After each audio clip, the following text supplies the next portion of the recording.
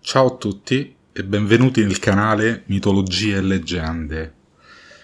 Oggi parleremo di una delle tantissime storie d'amore della mitologia greca, la storia di Adone e Afrodite. Nelle terre d'Oriente viveva una bellissima fanciulla di nome Mirra, figlia del re Cinira.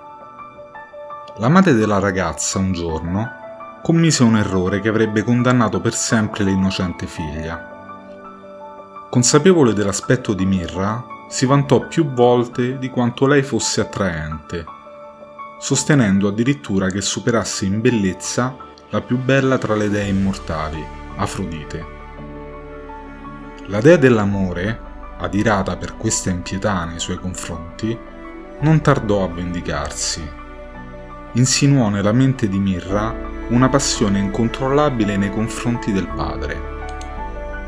Innamoratasi perdutamente, Mirra si struggeva sempre di più, giorno dopo giorno, sapendo di non poter soddisfare quell'amore proibito, al punto che una notte decise di porre fine alle sue pene, tentando di impiccarsi nella sua stanza. Ma quel tentativo fu reso vano dall'intervento tempestivo della sua nutrice, la quale era stata attirata dal rumore dei pianti continui della fanciulla. Salvata la ragazza, a cui voleva bene come una figlia, la nutrice la strinse a sé, con le lacrime agli occhi, chiedendole quale infausto dolore l'avesse spinta a compiere un tale gesto. Dopo tante ore di silenzio, causato dalla vergogna, Mirra alla fine prese coraggio e confessò tutto all'anziana donna, la quale trasalì e tentò di convincere la ragazza ad abbandonare quei pensieri indegni, ma Mirra era irremovibile. Disse che se non fosse riuscita a soddisfare il proprio desiderio, avrebbe preferito morire. La nutrice, pur di non vedere l'amata fanciulla lasciare il mondo dei vivi, decise quindi di aiutarla.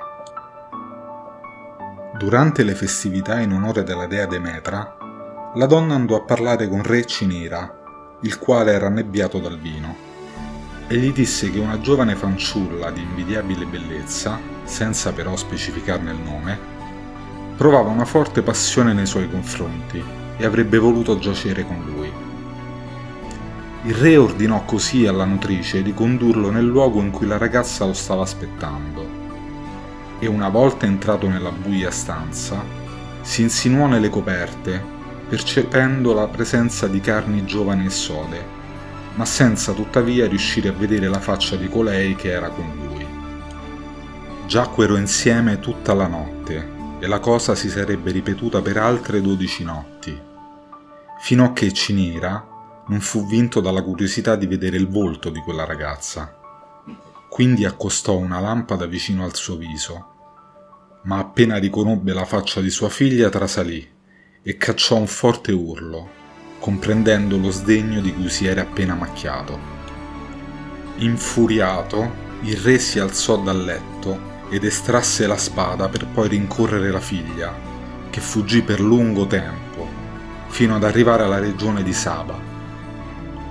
Dopo del tempo, si accorse che il suo grembo cominciava a crescere sempre di più, capendo che gli amplessi avuti con il padre l'avevano fecondata. Stanca e affaticata, Mirra si fermò e invocò gli dei perché la punissero, in modo che non potesse più profanare né i vivi né i morti. Qualcuno la ascoltò, e infatti alla fanciulla cominciarono a spuntare rami e radici.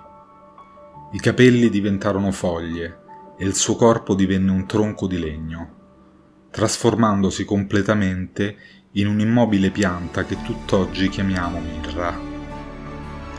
Il grembo, nonostante fasciato anch'esso dal legno della pianta, rimase intatto e continuò a crescere insieme alla creatura al suo interno, fino a che non arrivarono le doglie che segnavano il momento della nascita.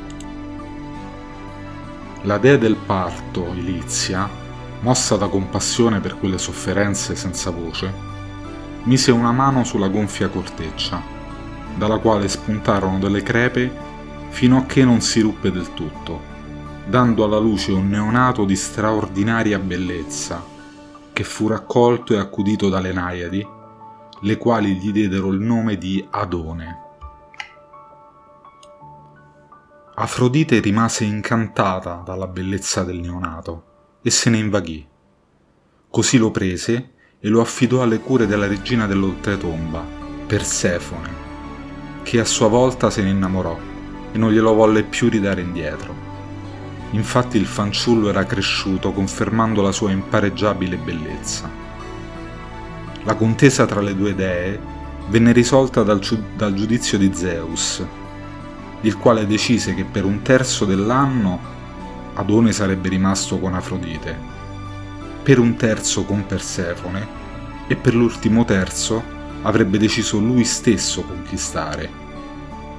Quando arrivò il momento di scegliere, Adone decise di stare con l'irresistibile Afrodite anche per l'ultima parte dell'anno, consolidando il loro amore reciproco. Crescendo, il fanciullo era diventato un abilissimo cacciatore ed era solito avventurarsi nei boschi per cacciare quanti più animali poteva, anche i più pericolosi, dimostrando coraggio ma avventatezza.